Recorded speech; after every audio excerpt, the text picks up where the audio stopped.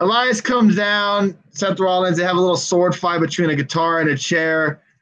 Of course, the chair wins, which then leads to Jinder Mahal coming down and beating up Seth Rollins along with Elias. And come on, we could all read what was going to happen. Roman Reigns is going to come down, make the save. Kurt Angle's going to come out and make it a damn tag match. Well, goddamn, that's exactly what happened. Reigns comes down, makes the save. Kurt Angle does come out eventually and then makes it a tag match to start Raw off. And also, yes, good point, Bob Ruski. Reigns last night got a nice little pop. Maybe it's Houston loves Roman Reigns. I'm not really sure. Yeah. Or just maybe because he was making the save on Seth Rollins. But yeah, that was an interesting opening to Raw. Before I get your thoughts on that, we also had a hour tag match almost between these guys. A fucking hour tag match, everybody, between the opening segment and the tag match that these four guys had. We had basically Reigns, Rollins, Elias, and Jinder Mahal the first hour of Monday Night Raw, basically. So your thoughts of the first hour of Monday Night Raw? Yeah, this was probably, I guess, one of the decent points, just how it started, because I am very behind Elias versus Seth Rollins. I think it's great that they decided to open with Elias. It shows they have a lot of confidence in him.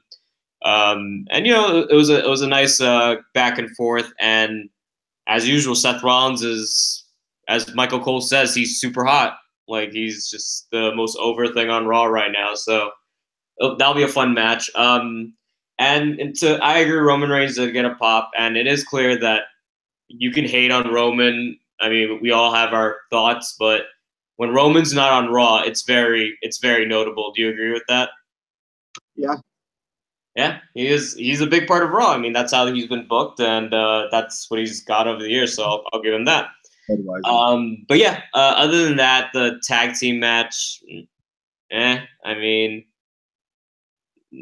nothing really to talk about. It was entertaining, I guess. I mean, it was basically what we all thought it was going to be. Right. In terms of booking, it's just predictable. I agree. Yeah, it was basically going to lead us to the tag match that we got.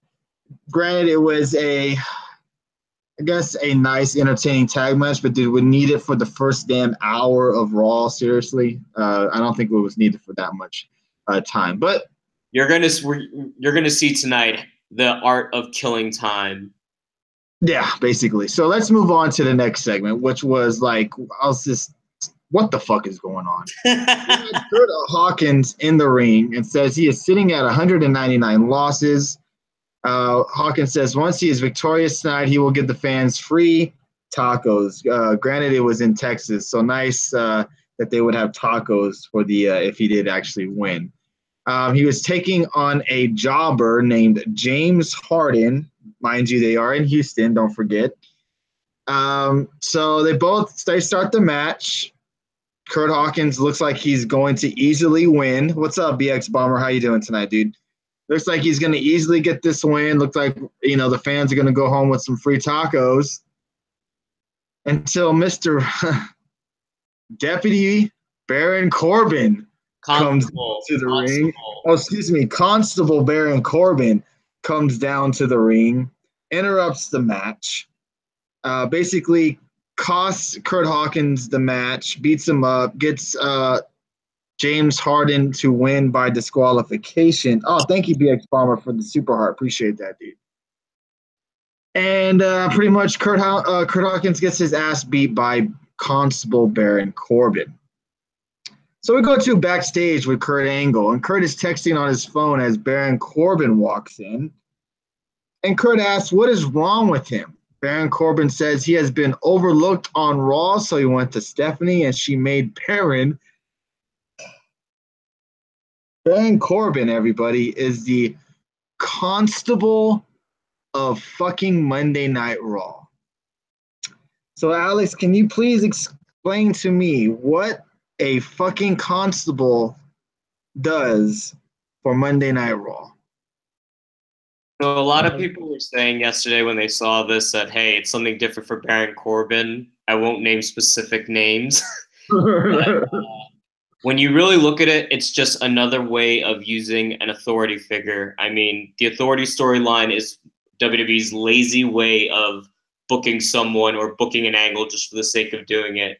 And it's clear they have nothing for Corbin, and he's just going to become another authority figure. So, I mean, it is what it is. So now we're going to get Angle and Corbin segments together. Yeah. And look, I like Kurt Hawkins. I sincerely do. But that taco segment, that is when you just knew, like, you just had a feeling in your gut this show is about to just fall off a cliff. Thank you for the super hearts. Appreciate that, man. Now, I said I'd give this 3 weeks. 3 weeks of this constable gimmick shit, and it's done. Also, I think Kurt Hawkins is going to beat Baron Corbin. You said that. That would be okay. That would be awesome, but also that would mean they've given up completely on Corbin. If Baron Corbin loses to Kurt Hawkins, he's done. Texas Kid for Life better call into this show. He better call into this show and admit that Baron Corbin is done. Because if whoever loses to Kurt Hawkins, that just shows you how high they think of him. And this is WWE's, or at least Vince McMahon's, thinking of. They don't know what the fuck to do with Baron Corbin, but they want him to be on Raw. They want him to still be noticeable. So let's make him a fucking constable, whatever the fuck that means, of Raw. So I'm expecting some next week on Raw for Corbin to dress up like a constable. I want him to have a hat. I want him to have a badge. I want him to play the part. If he's the constable of Raw, he better play the part. He definitely needs a hat. Yeah, he needs a hat for more than just that, for many reasons. Just more than to look the part. I just can't believe that people were defending this shit. Like, I get it. Maybe Kurt Angle is kind of getting annoying to you guys. Maybe you're not feeling him as a general manager anymore. Maybe you want them to mix it up. I don't know. I hate Kurt Angle as manager. I don't mind Kurt Angle as much. He just comes across as a big goof, and like his acting for this role is just terrible. How you doing? Well, we'll get to some terrible acting. Oh, no, absolutely. Like, that's just the theme of the whole night. But yeah. I mean, seriously, like, what does this even mean? Like, what is this building up to? Is what I'm thinking. Like, are we gonna get a Kurt Angle Corbin feud, or like I don't understand this. Like, why would you be fine not being in the ring? Like, why would you want to be a constable? What do you benefit from that? Is he gonna be able to book himself into matches or anything like that? That's what I want to. That's what I wonder. Yes, maybe Michael Berry. Maybe this brings Jason Jordan back into the mix, and that's who he feuds with next. I don't know. I don't want. Texas Kid is here. Oh, I know Texas Kid is here. My guy Corbin is working his way back up the card. Well, I hope so, because like I said, I give it 3 weeks, and if Corbin loses to Hawkins, I really hope you call in. WWE is hella fake wrestling. Real wrestling is on Pornhub.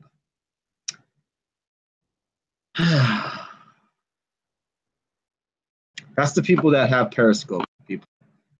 That's people that. Hell yeah. We got 30 I wonder how long it took him to think of that before he came into the show. Before he clicked on here, I was like, I wonder what can I say to these guys to troll them. So does Corbin have higher power than Kurt? I don't know. Is Kurt gonna have to run by Baron Corbin? What's going on Raw and shit? Like, I don't understand this. They didn't really explain it very much. You know what though? It frees. I heard someone on Twitter mention that this could build up to Jason Jordan coming to fight for Kurt against Corbin. Yeah. Do you like that? I don't mind it. Someone sent it in the chat. I think it was Michael Berry. I don't mind it. I don't mind. I'd rather see Jordan come back to save Gable, but I wouldn't I mind. honestly think they dropped the Gable, McIntyre, and Ziggler was just Damn, a one-off. I think it's over. Adam Bomb being a savage tonight. I want to see a pay-per-view WWE versus TNA versus. I know you said Tina, but I meant you meant TNA. TNA is no longer, anyways. He's speaking on behalf of Steph, so he. Oh, damn it! I didn't get the. Is Texas Kid a troll? I wouldn't necessarily say that, but he can be if he wants to. Next, let's talk about this. This was probably the highlight of Raw right here, which was Nia Jax taking on Natalya. Oh boy, we had Ronda Rousey on commentary, which she was awful, man. I felt bad for Ronda. Like it's just like they don't set her up to succeed on commentary, if you know what I mean. That is right, Budweiser. I forgot about that. Thank you. Appreciate that. I forgot about that little new thing they added on Periscope. Well, anyway. What's that? No, just some breaking news on 205 if anyone cares. All right, breaking news, everybody. Breaking news, breaking news, breaking news. Don't get too hyped. Lio Rush is coming to 205. Oh, that is something to be hyped about. What are you talking about? Yeah. I like that. Lio Rush to 205 Live? That is. I mean, it was expected. I just thought he was gonna stay in NXT for a bit, but I guess he just. I like that. Man, the possible matches this man can have on 205 Live. I'm excited. Okay, excuse me. Sorry about that. That is much more exciting news than what we're about to talk about. So we had Nia and Natalya have a match, and Natalya and Nia, it's okay, I guess. An okay match going on. And all of a sudden, Natalya bounces off of Nia, but looks as if she hurt her knee. Nia capitalizes and lands a Samoa drop for the win. Okay, this is when we get to the good stuff. Nia looks concerned. Even though Nia is a fucking heel, she looks concerned. Non-playing kayfabe. She's concerned because in real life, everybody, if you don't know, Nia and Natalya are good friends. She's concerned for Natalya because she's holding her knee. Ronda Rousey makes her way to the ring to check on her. Nia goes to check on Natalya, and Ronda pushes her away. Nia pushes Ronda back, and two go face-to-face. Ronda yells at her to leave the ring, and Ronda and the referee end up helping Natalya out of the ring.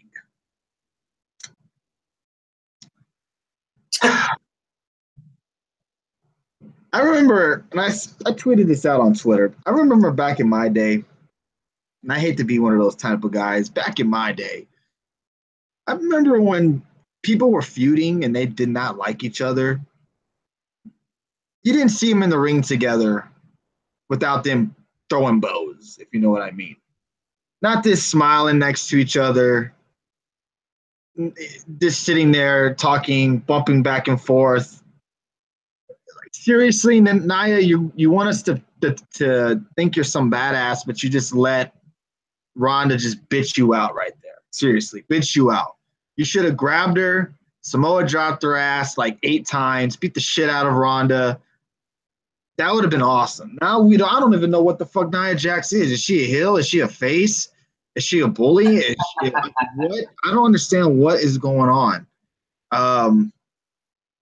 And man, I'm not excited for this match. I'm curious to see how it goes. But man, they did not do any favors for any Ronda Rousey or Nia Jax last night. Your thought? What do you think about it, Alex? 2 things. Adam Bomb said it as well. Only my husband could tell me I'm ripe for the picking. And so from that, I was just like, ooh. I was like, oh, Rousey on commentary. And the second thing is, like you said, Nia went from being bullied to bullying to now Rousey and Nia's like, no, she's my friend. No, she's my friend. And I've definitely lost interest for the match. Obviously, I am curious to see how the outcome is, but I do think Rousey is getting more likely. I can see Rousey winning. I don't want that to happen, but at the same time.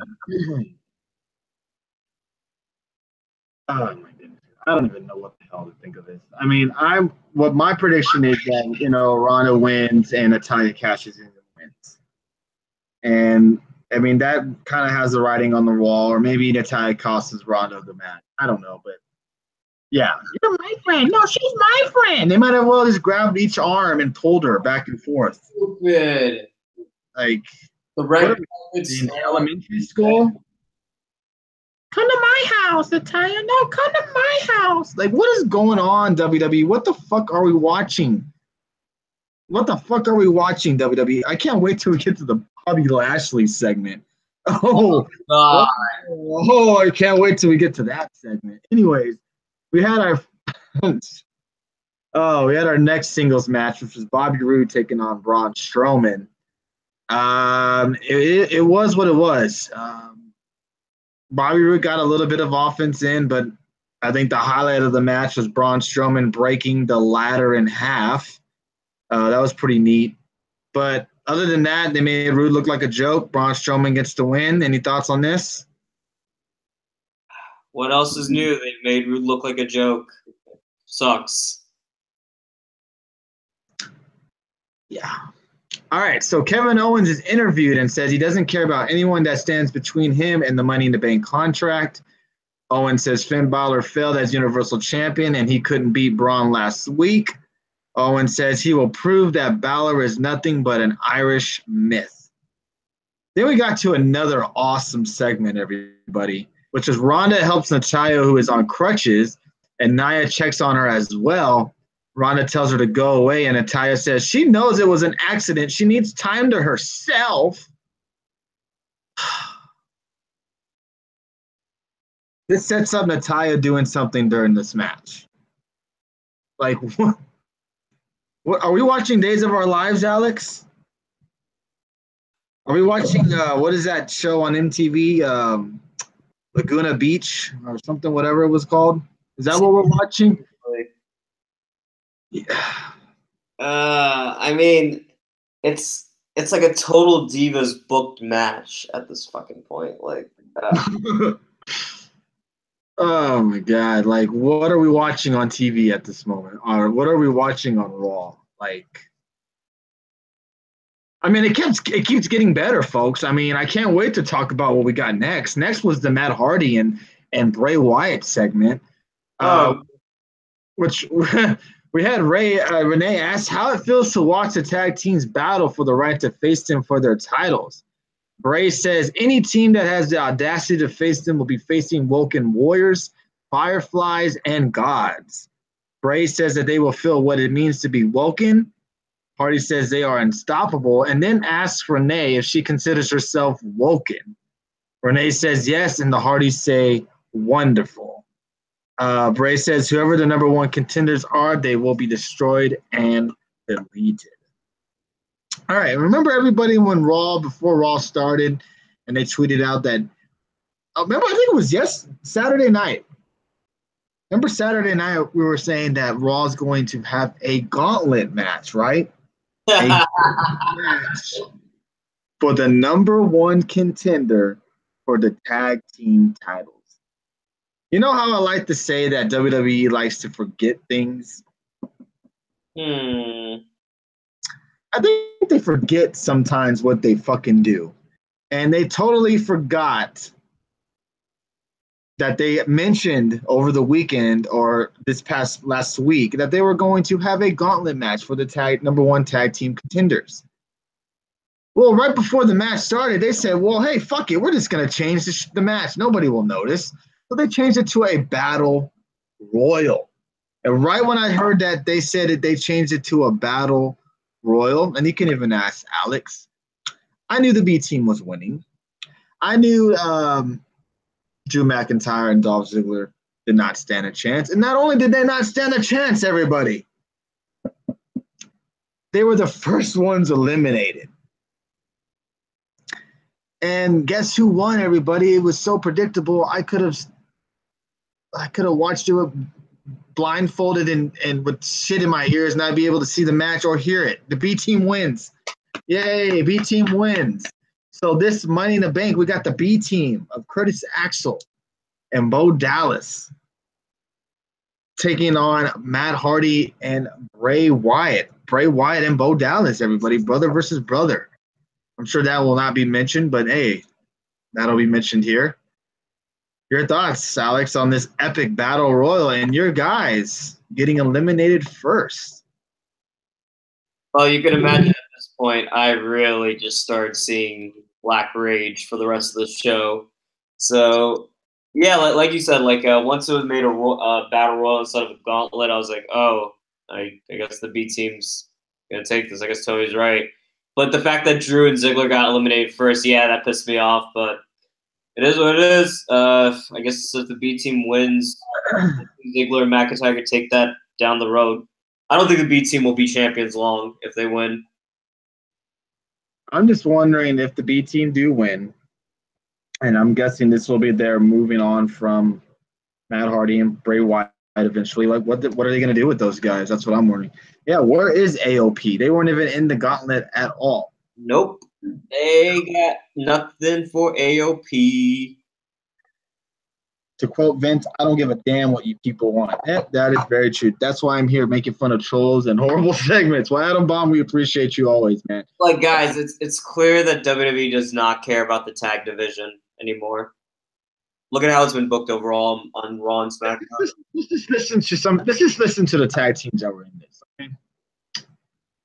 Okay, the Revival, a respectable tag team. Titus Worldwide. Nothing against these guys because I like them. Breezango. Rhino and Heath Slater. The Ascension.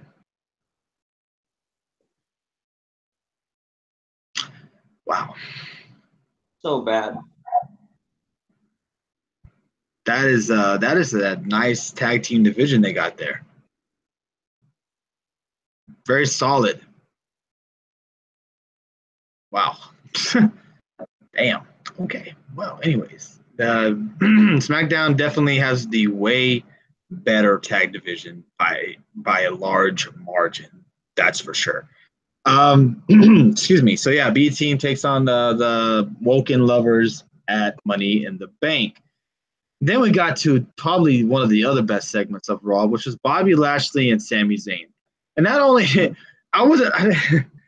Zayn is talking shit about Bobby Lashley, mocking him, talking about his family. And what does Bobby Lashley do when he comes out to the ring and to his entrance? He's smiling. He's waving to the crowd. Yep. He's not giving a shit about this goddamn feud or segment. He just wants to get this goddamn shit over with. You can tell in his mind he is melded out. He doesn't want to be here. The Woken Lovers are Matt Hardy and Bray Wyatt. Yeah. Bobby Lashley comes out and makes his way to the ring. Bobby calls out Sami Zayn.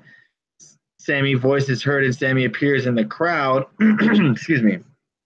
Sami tells him he will not come to the ring to face him. Sami complains about Bobby breaking his hand last week. Sami puts up quotes from Bobby on Instagram and mocks him. Says Bobby sent him a link to his fan club. Sami says Bobby is trying to get one over on all the fans, but he is too smart to fall for his tricks.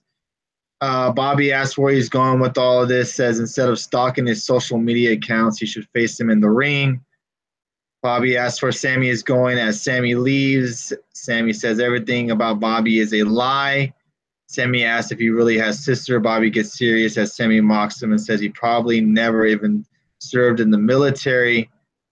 And Bobby gives him like this fucking death stare, I guess. But is this Vince McMahon saying, you know what? We're going to run you through these tough times, Bobby Lashley, because you left and went to TNA. Yes, TNA. And you did so good there, but now we want to give you some, is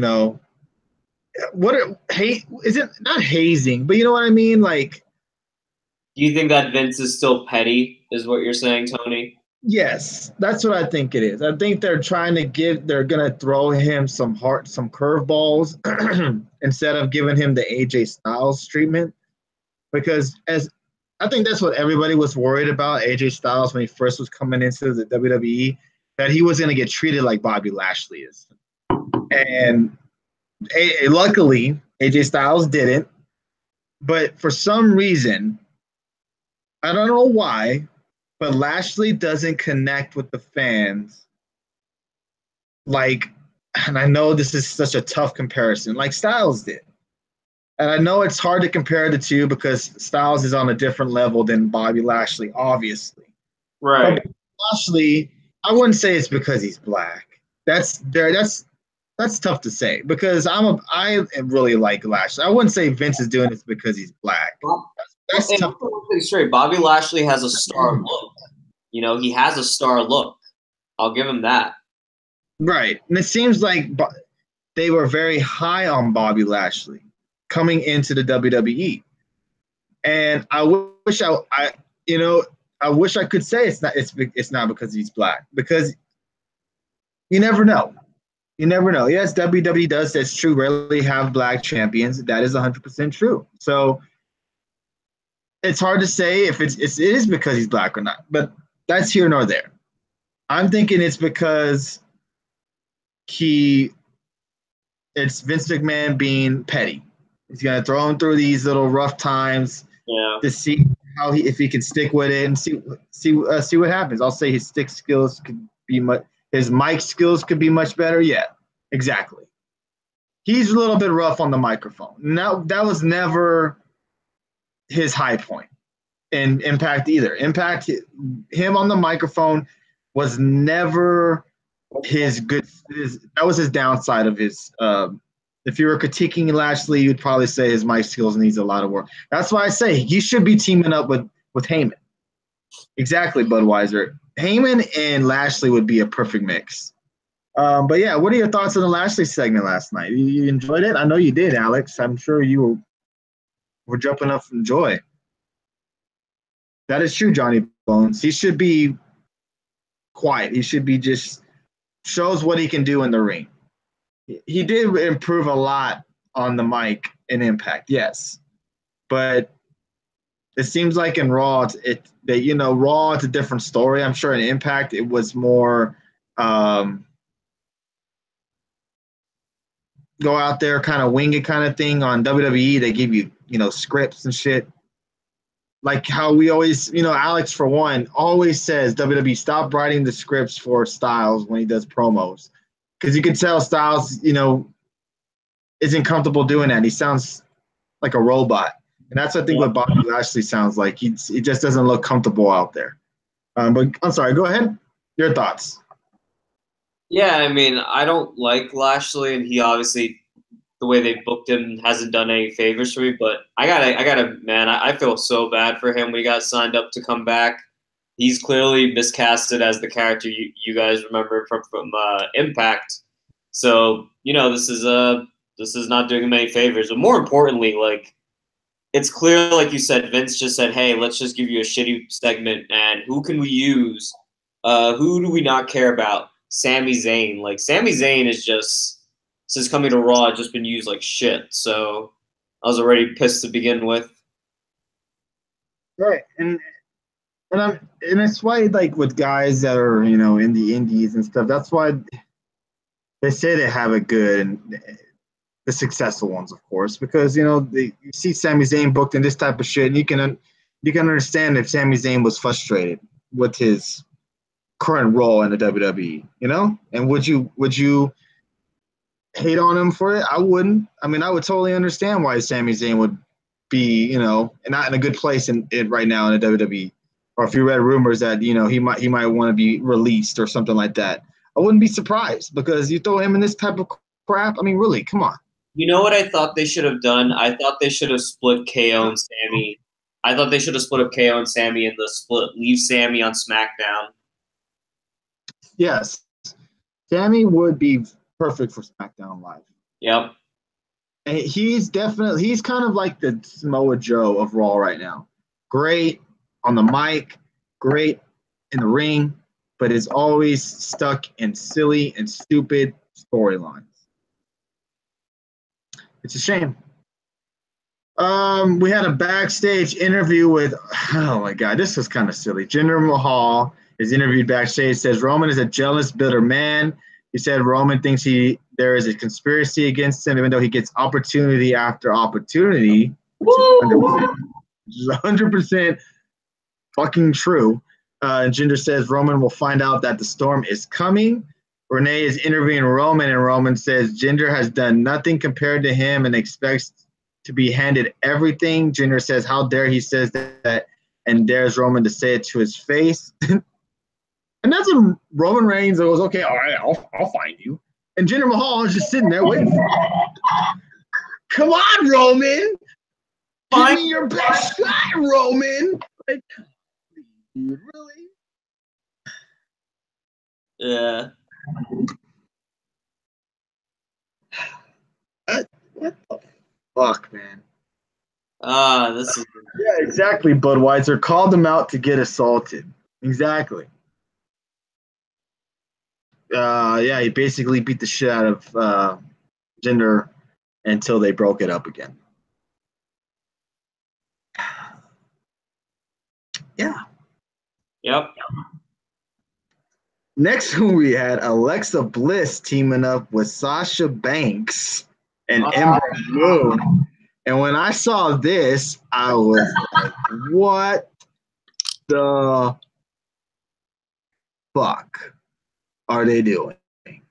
But then they had Alexa Bliss fake an injury. And I was like, all right, that's fine. I get it. All right, cool. You're going to have her fake an injury, the whole heel tactic.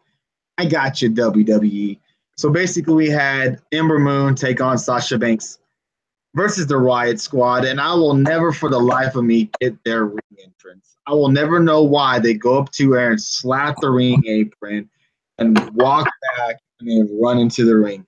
I will never get that. I don't know what it resembles, what it means. I will wish and one day hope to have one of them on the show so I can ask them, what the hell does that mean? Anyways, what did you think of this 3-on-2 match, which then led to Bayley coming out? This match was a clusterfuck because honestly, Bayley just inserts her way into the match and picks up the pinfall on who was it? Logan. Picks the pinfall on Logan. Doesn't get disqualified or anything. But then after the match, later on, Kurt Angle changes this decision and says that the Riot Squad wins because Bayley wasn't officially in the match. But when we had the whole clusterfuck with Brock and Reigns, Kurt Angle couldn't make that decision. The ref's decision was final. There's again with WWE forgetting shit again. Anyways, what did you think of this whole segment? This whole segment's like a Taco Bell show. You are right, Budweiser. That is very true. That is very. Corbin did make this decision. That's true. You are correct. But I can still blame WWE on that. Go ahead. Yeah, this is like shit. I mean, it's just another match. And Sasha and Bayley continues to go at a snail's pace. And with each week, it just takes out the enjoyment if there's going to be a SummerSlam match. The quality will probably be good, but the story's just been absolute shit. They are milking the ever-living shit out of Bayley and Sasha Banks. Yep. They are milking the cows home, baby. They're milking those cows dry with Sasha Banks and Bayley.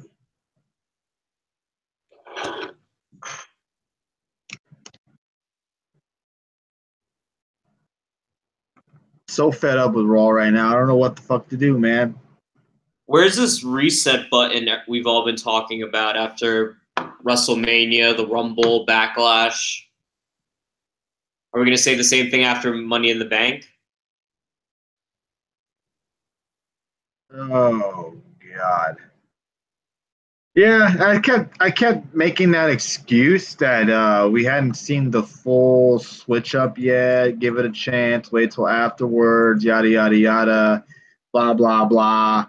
This, that, and the other, and then we get this. That's why I hate watching the Pritchard whatever the hell it's called on WWE, the something to wrestle with, because it reminds me of how good WWE once was and how they used to care about storylines and had good matches and had a down plan. And if guys weren't getting over, they kind of just gave a different direction for them. And that is long fucking gone, folks. Long gone. Yep. Long gone. Anyways, last week's Raw, everybody get your rating fingers ready. Excuse me. This seems to be a running trend on Raw getting their shitty ratings from us. Last week, Raw, you gave it a 2. I gave it a 1.5. Dave gave it a big fat 0. I think the moves of Johnny Nitro are so good. He is one of the most. What? I'm not even talking about Johnny. Who the hell's Johnny Nitro? Johnny Impact. Oh yeah, Johnny Impact. Oh, I did forget the main event. I forgot the main event. Raw.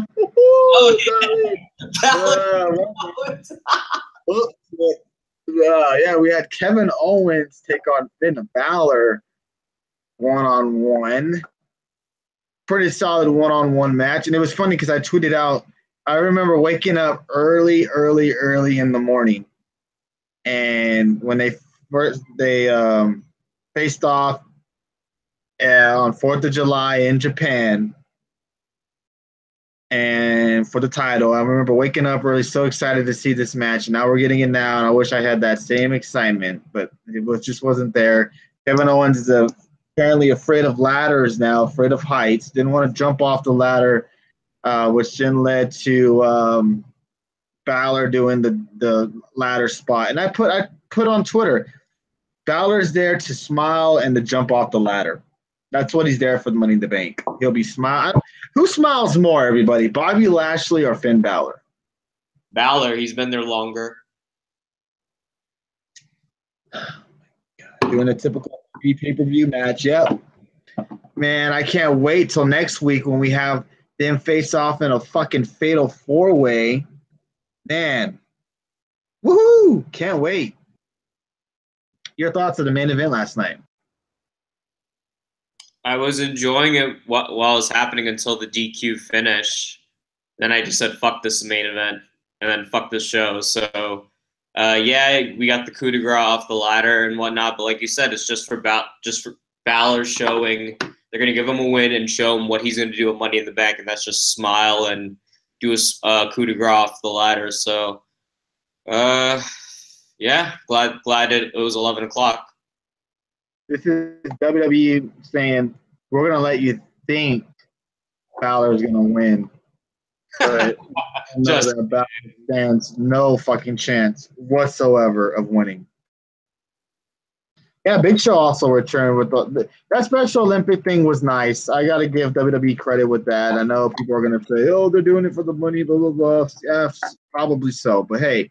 Nice moment. For those kids, that was probably something that they will never, ever, ever in their whole lives ever forget. They'll tell if they ever have kids or whatever have you, that's something they will never forget ever again. And Adam Bombs, that was a savage-ass comment right there. Low blow, bro. Low blow, bro. But, yeah, that was a nice little segment right there with Big Show and then the Balor doing the whole hands in the air gimmick. All right, so let's give Raw a rating from last night. I kind of found a feeling what everybody's going to give Raw last night. Alex, your Raw rating for last night is? Oh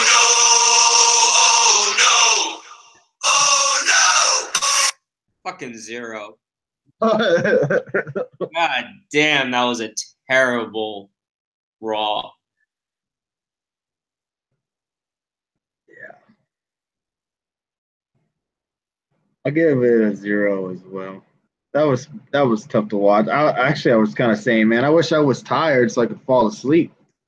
Yeah, that could have been my night. 3 for Rollins and Corbin alone, says Texas Kids for life. Even Rollins in the tag match could not save this. I give it a Shinsuke low blow, a 1.0 for me. That's funny. I did fall asleep, says Peck and Rod. Damn. Oh,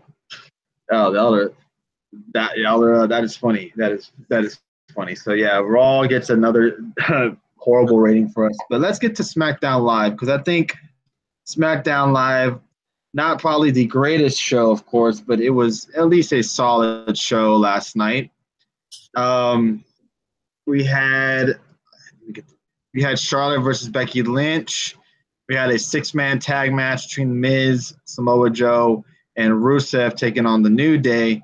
But the opening segment was Carmella calling out Asuka, pretty much saying that Asuka hasn't been the same since she has lost her streak at WrestleMania.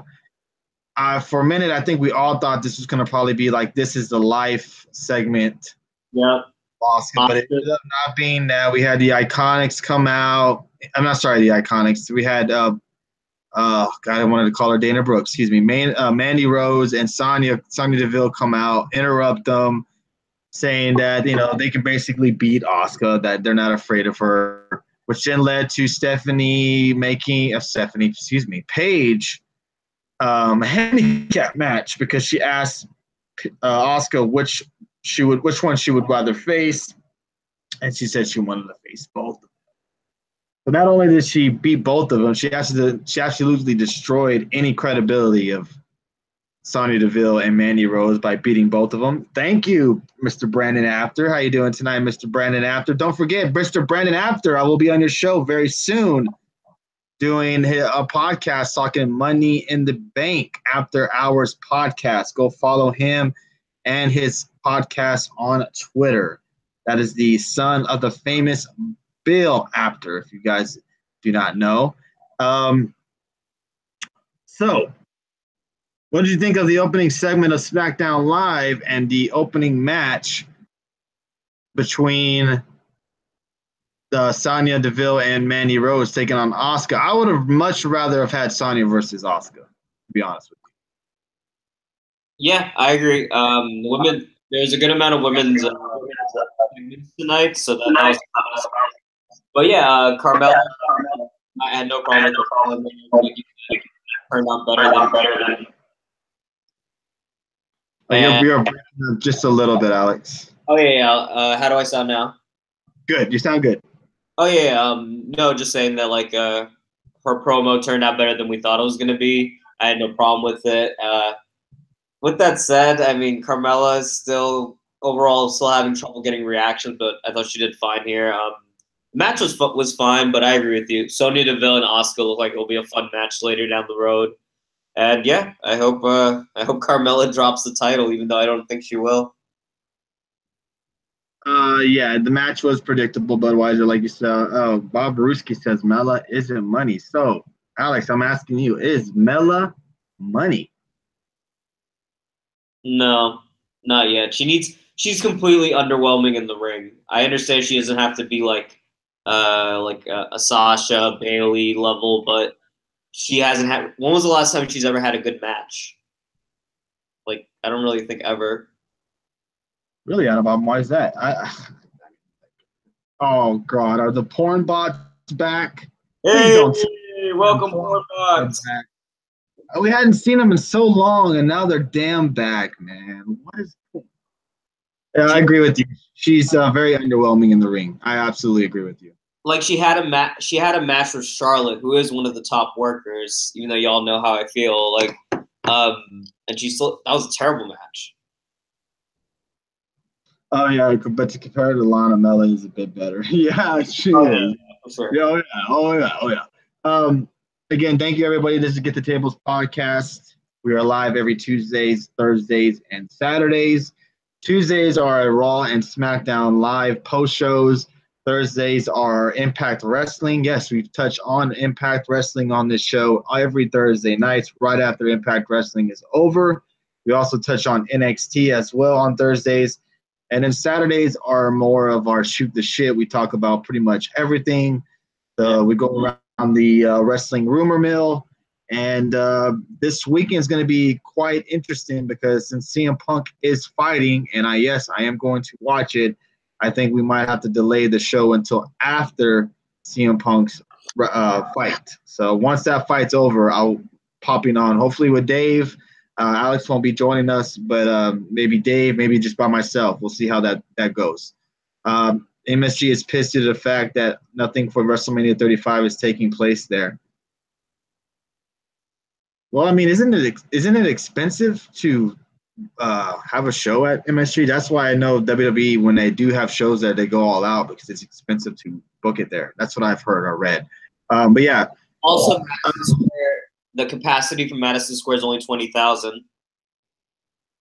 I will let you know, Adam Baum. Right now, it looks like Alex will be here on Thursday, or most likely Dave. But next week, we might have our first ever fan call-in to co-host the show with Adam Baum talking Impact and NXT with me. We'll see how that goes. Yes, all into MSG. I'm going, really? MSG only holds 20,000. Yeah, it's a very small venue. It's not WrestleMania material anymore. So what do they want them to do? Run a Raw and SmackDown there? It's kind of stupid from where it's going to be at. That's kind of long distance away from each other. It's big enough, but not for WrestleMania. WrestleMania tries to go for like 65,000 plus. Right, exactly. This isn't the 80s. More people want to watch it. Yeah, well, also too, yeah, but they haven't been at far. But it's partially due to the fact that they're not running the Hall of Fame there. Like that's stupid. MSG is stupid. Bless you. One thing they did that, I mean, when they do go to MSG, why are they complaining? When they do go to MSG, they have these extravagant live shows there. I mean, they're getting The Undertaker, for God's sakes. No other city's going to get that at a live event. Yeah, I think I can't remember the last time WWE's had a WrestleMania at a arena. Usually at a fucking stadium, 60,000 plus. Stadium. Yeah, Adam, definitely to touch on Saturday. Thank you for bringing that up. Appreciate that. What else happened on SmackDown Live tonight? Oh, and this is something that I actually enjoyed, and I actually hope that maybe WWE does this a little bit more often. We did see the whole mixed match challenge, but I really enjoy mixed match tag team matches. And tonight's was pretty good. I thought tonight's Uso and was it Jimmy or Jay? Jimmy. Can't remember. It was Jimmy and Naomi taking on Aiden English and Lana. I thought the match wasn't bad. I thought it was pretty good for what it was. Naomi jumping out of the ring onto Aiden English, and Lana was a nice little spot. I liked the spot where Naomi, didn't she kind of spear him or something at the end? I can't remember exactly. But took him down at the end. I thought the match wasn't too bad. I like these kind of mixed match challenges, mixed match matches. I wish they would do them a little bit more often. Maybe have like the women's champ and women's and world champ team up. That'd be pretty cool against the challengers of some sort. But yeah, I kind of agree with you on that. Not a serious match till the end of it. I sort of didn't. Why is Usos not in a tag match, and why isn't Naomi in a one-on-one? Okay, fair enough. Your thoughts of the mixed match tag match we got tonight? I agree with both Budweiser and Bob Ruski. It got fun towards the end. There was a lot of back and forth, but also about Bob Ruski. This is what the Usos have become after dropping the titles. I mean, this is just another testament to how shitty WWE books their tag teams overall. And yeah, nothing else really to say. I mean, Jimmy is now stepping back to allow Naomi for her feature in the Money in the Bank, which Naomi's not winning. Exactly, Bob. I was just about to say that. Try saying that 5 times fast. Mixed match, tag match. Say that 5 times fast. It ain't easy. We play the card game Magic the Gathering. I'm more of a Fortnite type of guy. Yes, everybody. I do know the whole news going around town about Mr. Shawn Michaels talking about possibly coming back for one more match. And we'll touch on that on Saturday. Oh, you better believe it. You know, this guy right here, Alex, will be the first one to watch that show and to be cheering for Shawn Michaels in the match. Just saying. Right, Alex? Don't you agree? He's not wrestling. He probably isn't going to wrestle. I'm not sure what the whole deal is. You know what? Let me just read it because I haven't read it. I was trying to keep away from it until Saturday night show, but since you won't be here, let me just read it to everybody. The Taker return. Oh yeah, oh, I can't wait for Undertaker July 7th. Oh, that's it. You know what all that means, everybody? You know why Undertaker is on the July 7th card, everybody, right? You know why. I told Alex this already. You know why he's on the July 7th card, right? Because Brock Lesnar probably isn't going to be on there. So WWE is saying, all right, instead of giving you a 2-minute match with Brock, we'll give you a 5-minute match with Undertaker. Hey, Tony, you going to All In? No, I'm not, unfortunately. But I heard Mr. Brandon After might. So that might be interesting. And Bill Apter, everybody, will be at All In as well. He'll be on Podcast Row. So look for Bill Apter to be having some stuff out there for All In. The Heartbreak Kid, Shawn Michaels, that said warmer match could be possible 8 years after retiring. Speaking to Sky Sports, Michael said the possibility of a return match is something he could never say never about. He said it was just for a one-off, then it's something that I would take a look at. It would have to be done the right way. People would have to accept they wouldn't be getting the showstopper Mr. WrestleMania, and that I'm 52 years old now. HBK retired WrestleMania 26 after losing to The Coward. He was inducted into the WWE Hall of Fame in 2011.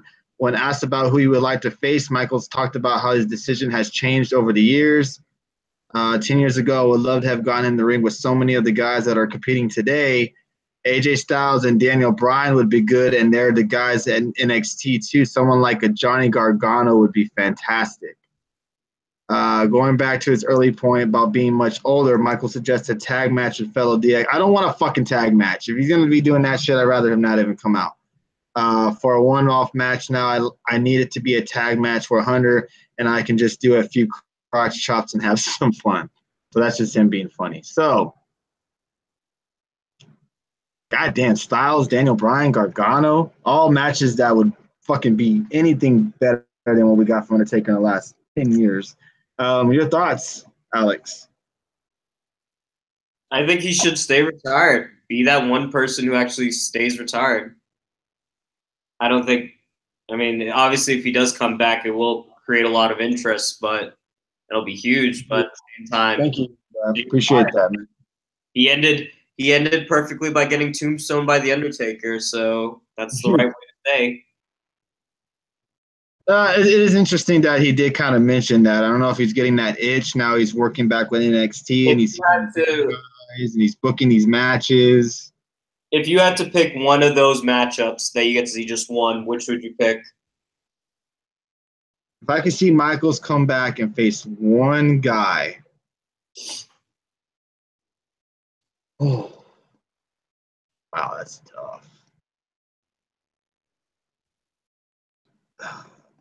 Styles would be nice. Rollins. I want to say Samoa Joe because that'd be an interesting match, but I think I'd have to go Styles. Styles on versus HBK. Are we talking HBK in his prime? Hey, yeah, that's a good point. In his prime, I would love to see him face Samoa Joe in his prime. Imagine Michael selling for Samoa Joe. I think that would be great. But Styles versus Michaels would be great. When's Rock Cena 3 happening? That's what I want to know. Douglas Craig, I'm not sure if you're trolling or not, but it's never going to happen. Ever again. Ever. He sold for Hogan. Why not, right? You worry about talking, I'll worry about my – whoa! Look at Mr. Brandon After, everybody. Mr. Brandon After, everybody. He doesn't like that I'm going to take a shit on his list. Mr. Brandon After. out here throwing firebombs. Styles has dropped to 4th best wrestler. You're crazy, bro. You're crazy. Also on SmackDown Live, we had a contract signing between AJ Styles and Shinsuke Nakamura. I kind of did like this because it was different. We didn't get the same old table in the ring. Contract signing ends up getting into a little brawl. Someone goes into the table. We had them backstage in a, kind of in a calm, backstage segment. Styles signs the contract. Nakamura's fucking with Styles, saying the pin doesn't work, yada, yada, yada. Styles slaps the shit. I mean, he slapped him because it was like perfect timing. The camera like zoomed in right into Nakamura's face, right when Styles reached around and slapped him in the face. And you can see the whole red mark on Nakamura's face. But anyways, how about that Dean Malenko sighting? And they broke them apart. So, yeah, it was nice. It was definitely different. I liked it. It was something that we haven't seen in the WWE in a long time. What did you think? I agree. It was different. I liked it. I liked the slap at the end. Yeah, definitely. And it was short and to the point. So I'll take more of these. I liked it. All right. Also, Bludgeon Brothers versus, we had Luke Harper take on Carl Anderson. Carl Anderson, right? Yeah, yep. I want to say Kyle Anderson, Spurs player. Carl Anderson in a one-on-one match, kind of getting you ready for their tag match for Money in the Bank. And Carl Anderson gets the win over Luke Harper, kind of giving you a little bit of a idea of maybe the Good Brothers stand a chance against the Bludgeon Brothers. Any thoughts on this match? I just hope that the club doesn't get squashed too quickly. Yeah, and possibly, hopefully, we'll see Sanity finally at Money in the Bank show up. Possibly. Man. I mean, if they care about the tag team division, there's no reason Sanity should be away this long. Yeah, I don't get it. I don't get why they're not.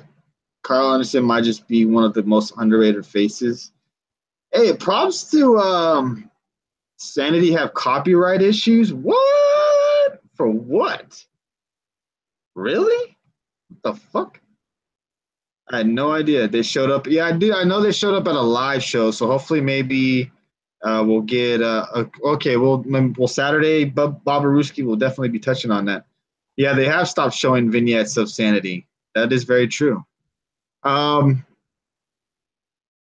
So yeah, we had talked about the backstage segment. Oh, let's get to the singles match, which I thought should have been the main event tonight, which was Becky Lynch taking on Charlotte Flair, one-on-one match, and their whole 7 times they have faced. Charlotte has beaten Flair. Charlotte has beaten Becky 4 out of the 7 times. Becky wins tonight, everybody. Gets her to tap out. She taps out Charlotte Flair. No silly ass roll up, no outside interference. Beat her clean. What a tap out. Wow. I was shocked, to say the least. Alex, your thoughts of the match and the outcome, and what do you think this does for Becky Lynch? Yeah, I mean, it was an entertaining match. I loved at the end, and I won. I definitely want to see them go ahead and on a pay-per-view, but I'd love to see that. Oh, Adam says so she's not going to win for the next month now. Becky winning leads me to believe she's not winning Money in the Bank. Yeah, I agree with you on that. Yeah, it was a very solid match. I think everybody was probably shocked that Becky won clean. If she was going to win, he probably thought some shenanigans were going to happen. But yeah, Charlotte, now they're playing up Charlotte to be on some type of a losing streak now. So hopefully this doesn't mean Charlotte's going to win it. That seems to be their favorite way of pushing Becky. Yeah, exactly. Oh, God. Next, we probably had the worst segment on SmackDown Live, which was the damn Big Cass promo. Good God. Alex, your thoughts of that Big Cass promo?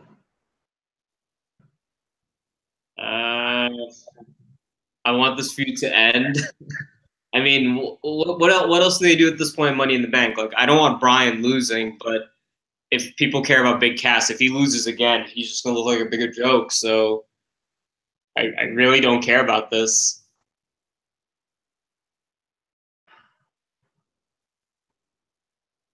This feud is I'm trying so hard to get into this feud, and I can't, man. They're just not. There's just something about this storyline that just doesn't click for me. I get why Cass is upset. I get why he's making fun of Daniel Bryan. I get it. Daniel Bryan's short. He should be able to dominate him. But this does nothing for me. Like, I get it. They're trying to keep Bryan away from the title picture as much as they can. This is probably trying them. This is also probably saying, you know what, Daniel Bryan, you haven't signed with us yet. So I don't know. I don't know what the fuck to think about this. Yeah, after I would agree, your feud with Alex is a lot fucking better than this Cass feud. Exactly. Anyways, I'm just gonna fucking move on. I don't give a shit. Next we have Sin Cara backstage in an interview. He says he's known Andrade since he was 14 and considers him like a brother, but something happened. Is that true, Alex? That they've known each other that long? Yeah, they wrestled one another when Andrade was like really young, but nothing like, big. They just know each other from when they were in Mexico. Okay, this gets Vega to come up asking if he's talking about her and says she's the best thing that ever happened to Almas.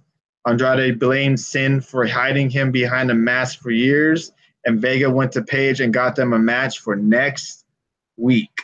Later, Brendan. Thank you, Brendan. Thank you for joining us, dude. Don't forget to follow BAfter23 on Twitter. He has a After Hours podcast every week. He's a good guy. I really think you should follow him. He's a great guy. He's a very helpful guy. He's helped out our channel a lot. And, he's a good friend of the show and a good friend of mine. So give him a follow. Brothers fight sometimes, and Vega's not wrong. Exactly. So are you excited? I mean, I know not every week. Okay. We got to let me know when you have one out so I can retweet it. But, yes, he's a hardworking man, and he's a good dude. So follow him on Twitter. There you go. Whenever he fucking feels like it. That's what I like. Are you excited for this match? Could this be a match that blows people out of the water? Could this – I mean, I know it's Sin Cara, but these guys do have chemistry. What do you think? I don't think it's going to blow – I mean, I assume this is probably going to be the kickoff show for Money in the Bank, but I don't think it's going to blow everyone's mind. I think it'll be a good match, but it's meant to be a showcase for Andrade. So I like the way they're booking him. They're booking him slowly. Hopefully this just leads them to challenging that U.S. title at SummerSlam. So I'm okay with it. Something new. No Jeff Hardy again on the show tonight. Was he on the show last week? Is there something up with Jeff Hardy that we don't know? Probably that crazy man. Yeah, he might just need a little bit of a vacation from his. Oh, thank you, Lit Mantis, for the Super Heart. Appreciate that. Yeah. Oh, Hardy's healing up. I hadn't seen him. He wasn't on this week or last week, and no mention of the U.S. title at all being defended at Money in the Bank at all. So I wonder if that's even going to be on the show at all. So interesting that they hadn't mentioned that at all. So let's go to the main event of SmackDown Live, which was New Day, Big E, Kofi Kingston, and Xavier Woods taking on Rusev, Samoa Joe, and The Miz. All of these guys will be in the Money in the Bank. We still don't know which member of the New Day will be in the Money in the Bank match itself. Again, I want to thank everybody for the Super Hearts, and if I'm not welcoming you to the show, it's because I cannot see who's popping in here. Periscope seems to do that on me on Tuesday nights. So if I didn't say hi to you when you popped in, don't be mad. I apologize, but I will be doing my shout-outs here in a little bit. The only thing I could think of when I was watching this six-man tag match, and this honestly, when I thought this, I was thinking this, man, is New Day holding these guys back? meaning the New Day group holding these guys back, as in Big E, Kofi, and Xavier Woods. Because imagine these guys as singles competitors. Imagine Big E and a Samoa Joe feud, or a Kofi Kingston and a Miz feud, or the Miz and Xavier Woods feud. Like, I think, like, I like the New Day, and I wouldn't necessarily like them to break up, but why not make them a little bit more serious on the singles competitor side? What do you think? Yeah, I mean, I agree. The six-man was entertaining, don't get me wrong, but I would love to see singles pushes. How long have I been saying I want Big E to go into a singles run? And hopefully after Money in the Bank, maybe they teach something of Money in the Bank. I don't know when they decide who gets to go, but I want to see something new with these guys. They're too talented, especially Big E and even to a degree Xavier Woods, to be kept in a tag team like this. Yes, DX, you are actually. I did miss the backstage segment between New Day and The Miz. The whole pancake batter joke that they put on The Miz. Man, I'm telling you, Big E makes me. It's hard. There's no one on WWE more entertaining than Big E. Like with his laughing, his comedic timing, he's great. And that's what I would love to see him feud with Samoa Joe. Man, that would be. Have them in a singles competition. We just saw a little bit of it tonight. Yeah. And I saw someone put Kofi Kingston's kind of ran his path in WWE. I could see your point on there. And I would love to see Xavier Woods in a little bit of a singles run. Why can't Xavier go for the U.S. title? Xavier versus Jeff Hardy? That would be I think that would be a damn good match. What about you?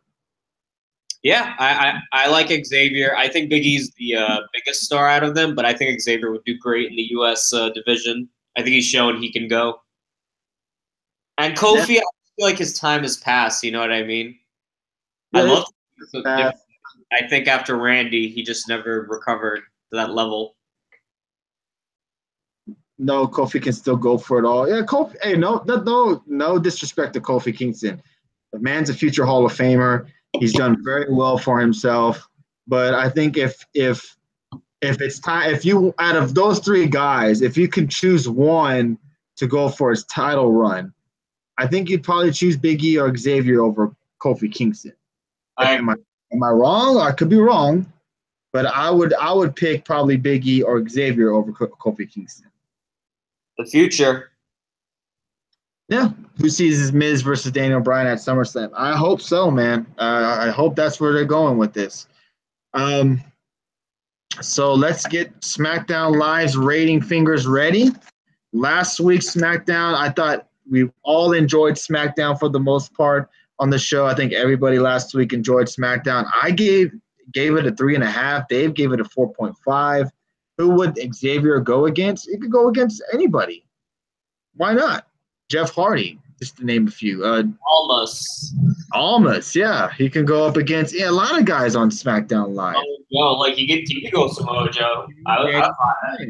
The Miz. Who else? I mean, I can't. You put me on the spot. I'm trying to think of people off the top of my head. Kofi has been destroyed by years of bad booking.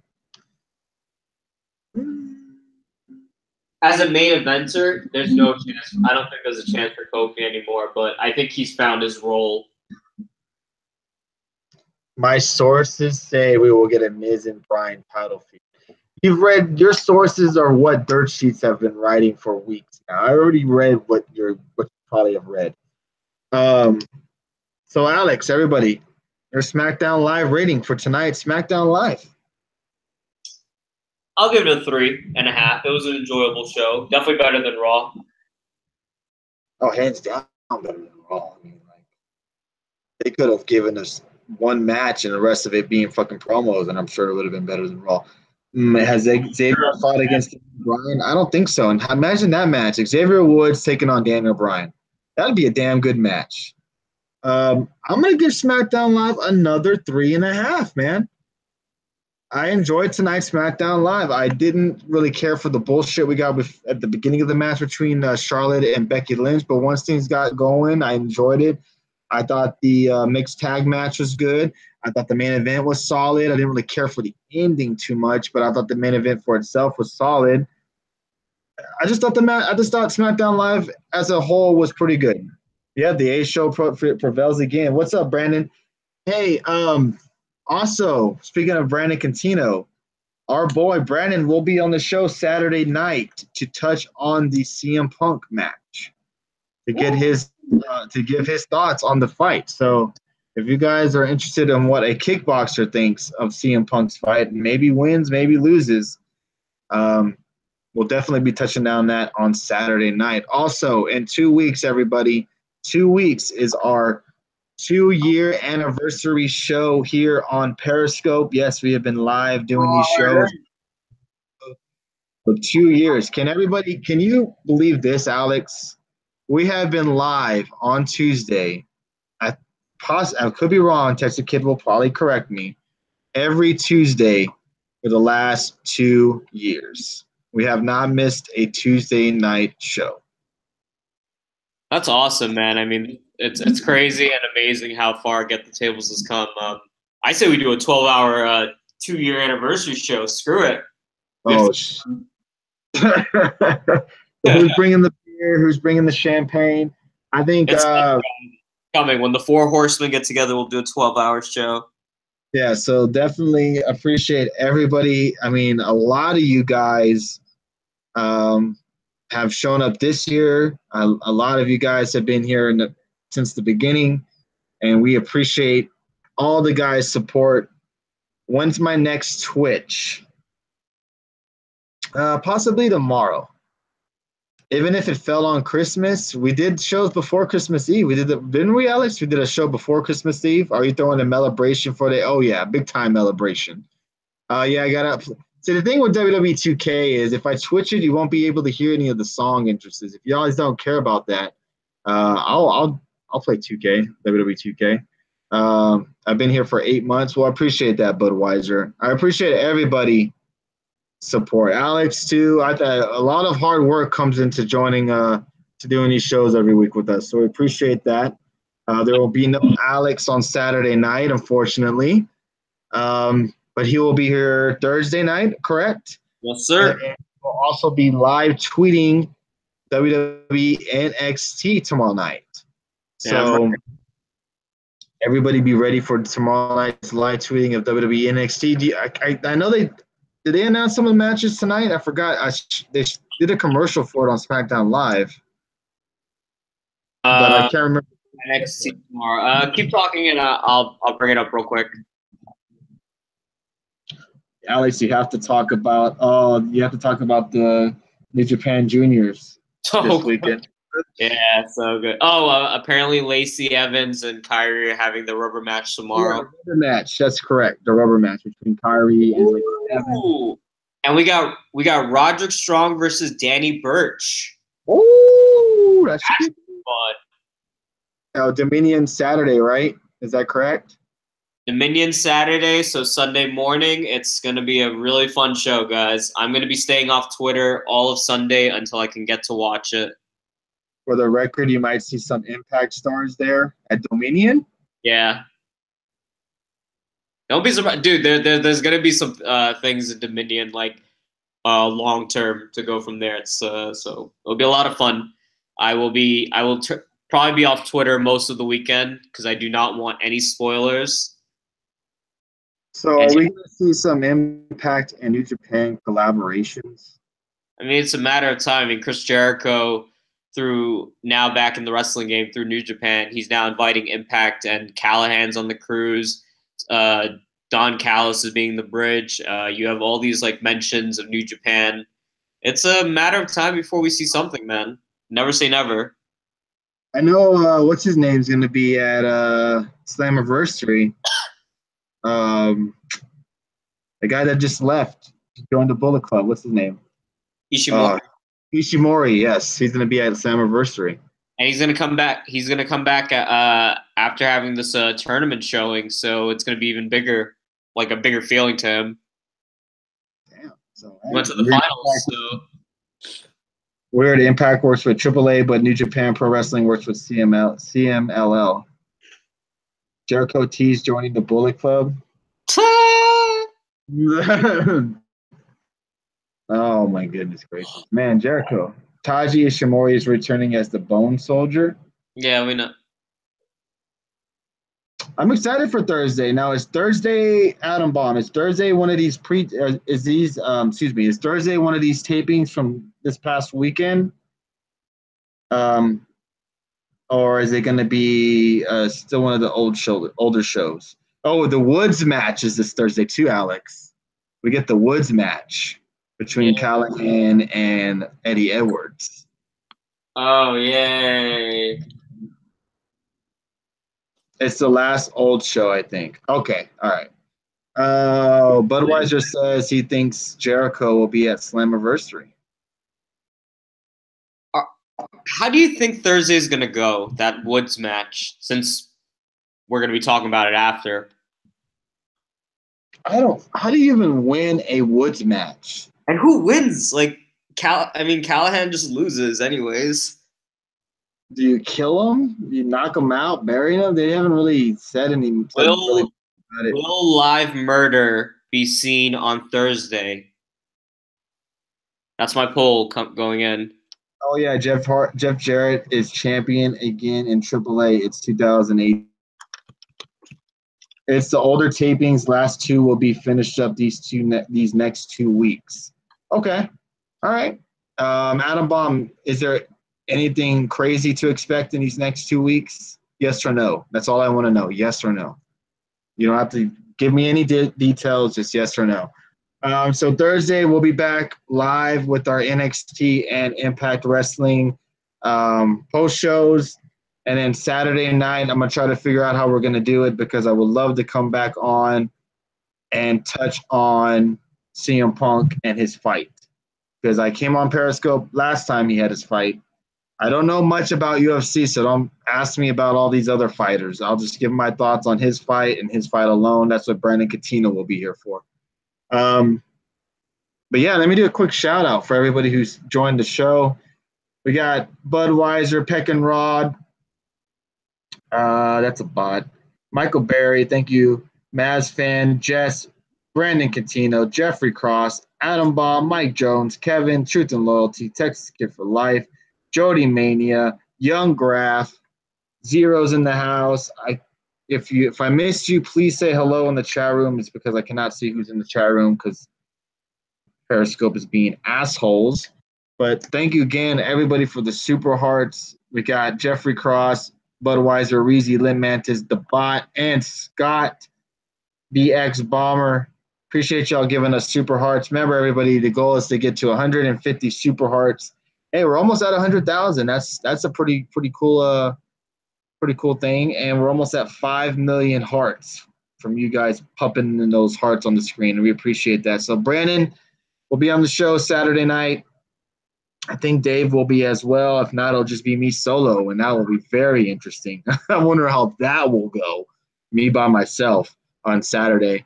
Alex, do some guest call-ins Saturday night, if anything. I might, yes, very scared. I might have to do some guest call-ins, do something to switch it up, because that'll be definitely different to be here by myself. What's up, Big Joe? How you doing tonight, dude?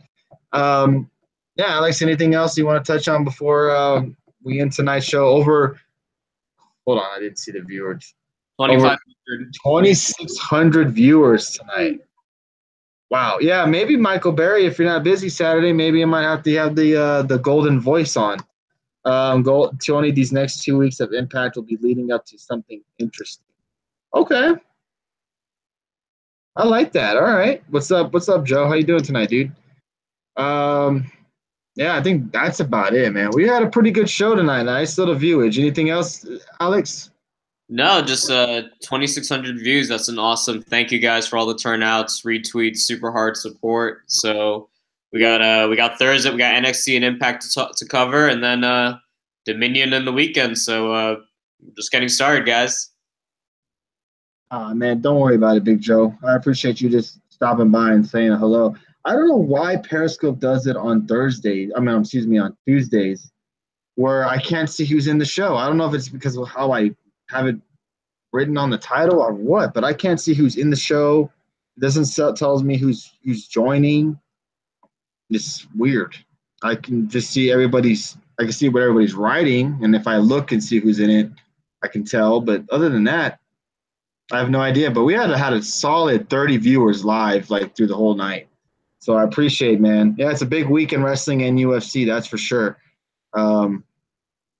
Alex, prediction, since we will only talk about it for the rest of the week. CM Punk fight. Does he win? Does he lose? What round? How does it end? I think Punk loses. I think I'll give it 2 rounds and submission. So you think he'll have a better showing than he had last fight? I'd like to think so. Although also the worse he does, the more likely he is to go back to wrestling. that is awesome. Although if he did win, that would be huge going back into wrestling. At least it's 1 win. Looks like it's going to be Asuka versus Sonya next week as they are talking trash on Twitter. Okay. That should be a fun match. I won't mind that match. TKO first round. Who wins, Adam Bomb? Punk wins? I don't know, man. I saw the guy that he's supposed to be facing. They did like a little promo package on UFC. The guy looks quick as fuck. The guy that CM Punk's gonna be facing in the octagon. So I just hope Punk is ready, man, because I think he went into that first fight not prepared mentally. Jackson isn't going to do a submission on Punk. It's either a KO or a decision. Oh, okay. Look at Coutinho. Look, see, that's why we need Brandon Coutinho on the show. All right, Brandon, give us who do you have, Brandon? Who do you got? Your prediction. Okay, because I know he knows. Dana White said Punk's career is on the line here. Oh, Punk was emotional all week from the court case, and it'll affect his fight. Okay. I'm not a wrestler, dude. Do I look like a fucking wrestler? If I was a wrestler, I wouldn't be doing wrestling podcasts. Like, I got Punk to get the win. What? Wow. Guys think Punk's going to win? I'm calling it now. Punk's going to get the first round TKO. I know you would have to imagine that the crowd will give Punk some sort of adrenaline rush where he won't be feeling shit. Or, he'll just be in some type of different zone. Punk can't fight right.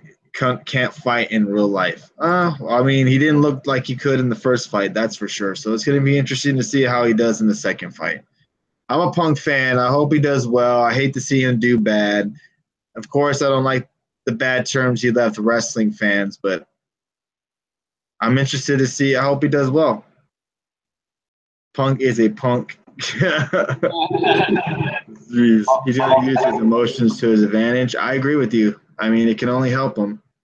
It can only help him. So now you guys telling me all these Impact stuff, I'm definitely interested in seeing what happens on Impact this Thursday night. Other than the Woods match, they haven't announced any other matches, correct? That I don't know of? No.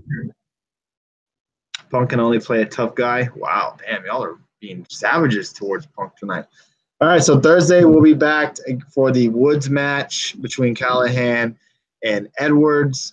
Again, thank you, everybody, for getting us to 2 years on this show. Money in the Bank pay-per-view will be our 2-year anniversary show. Can't wait to talk to everybody who calls in and everybody that joins us. Got us over to – God, I can't believe we're at 2,700 viewers. Awesome. Thank you so goddamn much. Oh, yeah, Z&E versus Drago and Aerostar. Oh, that should be a good one. I like that. That for the tag titles too. That should be isn't no. Take it back. Never mind. That should be a really good match. Eli Drake Fact of Life segment. That is also true as well. Thank you, Young Graf. Appreciate that, dude. Man, thank you guys for all the support you give us. Don't forget to follow us on YouTube. Get the Tables Podcast on YouTube. Take care, everybody. I hope everybody has a great hump day. Enjoy your Wednesday, because Thursday we will be live talking Impact, talking NXT, and we want all of your lovely faces here. Thank you for popping in those hearts. Thank you for the super hearts. And if you're new to the show and you just hit that follow button, really, really do appreciate you guys. And that's it. We're signing off, everybody. Y'all guys have a great Tuesday night. Much, much love to everybody in this channel.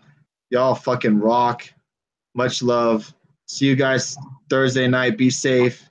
Don't do anything too crazy because we want to see you guys on Thursday night. Thank you, everybody.